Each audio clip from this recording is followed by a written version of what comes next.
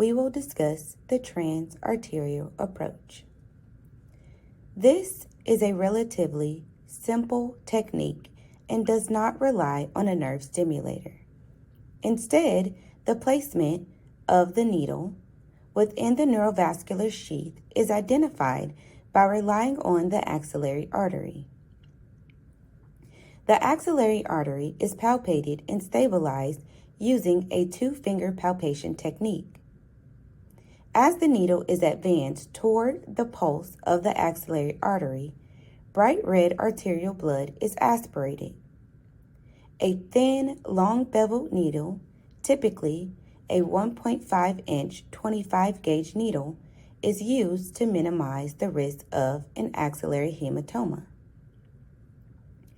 The needle is advanced deeper until blood can no longer be aspirated, meaning that the tip of the needle has exited the artery.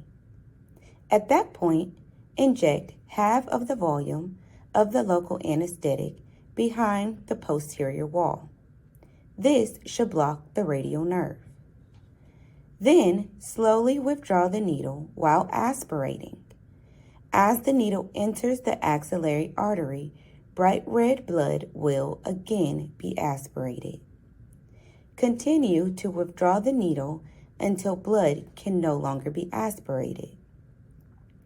This means that the needle has exited the artery and its tip is positioned superficial to the artery inside of the neurovascular sheath. Inject the remaining volume of the local anesthetic superficial to the anterior wall to block the median and the ulnar nerves.